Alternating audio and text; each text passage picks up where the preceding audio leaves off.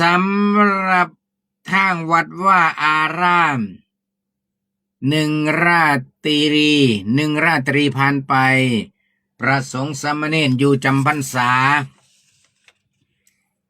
ทั้งวัดผิดโสภารามปีนี้ก็มีพระสงฆ์ทั้งเบิด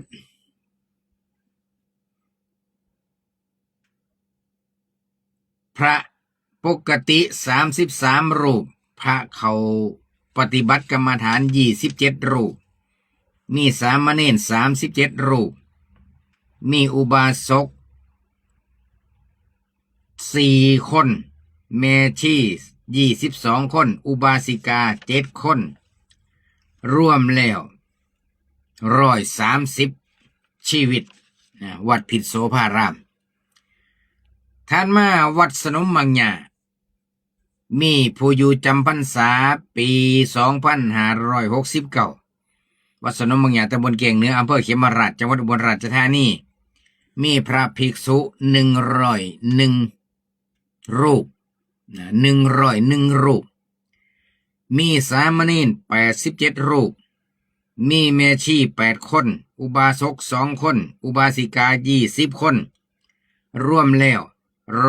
118รูปคนนะนี่คือสถิติตัวเลขวัด2 วัดนี่ที่มีพระสงฆ์อยู่จำพรรษาส่วนนอกจากนี้ทั้งอำเภอเขมราชทั้งเบิดรวมแล้ว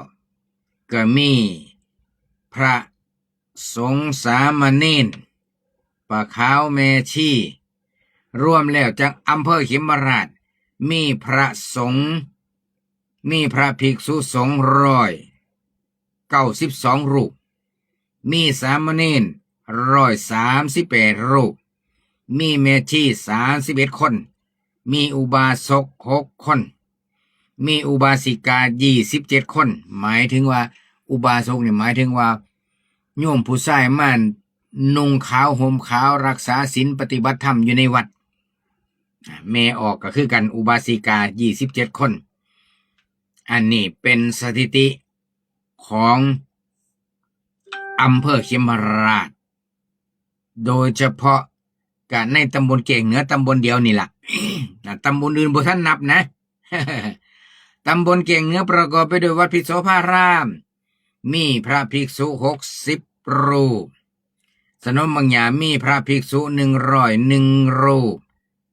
วัดสว่างอารมณ์บรรณาขนานมีพระ5 รูปวัดหน้าเมธมีพระ6 รูปวัดโน่นสมบูรณ์มีพระ5 รูปวัดหน้าน้องทงมีพระ6 รูปวัดหน้านำค่ำมีพระ5 รูปวัดห้องไผ่มีพระ4 รูปอันนี้คือเฉพาะตำบลเก่งเหนือยังบ่ทันเบิดอำเภอโยมยังบ่ทันเบิดอำเภอ มื้อหน้าจังสิมาเว้าสู่ฟังว่าอำเภอเขมราชทั้งเบิดมีพระสงฆ์สามเณรมากน้อยส่ำใดจังสิมา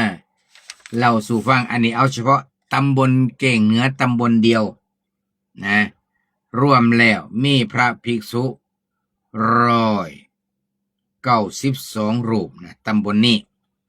มีสามเณร138รูปมีแม่ชี31 คนมีอุบาสก6 คนมีอุบาสิกา27รวมแล้วทั้งตำบลเก่งเหนือ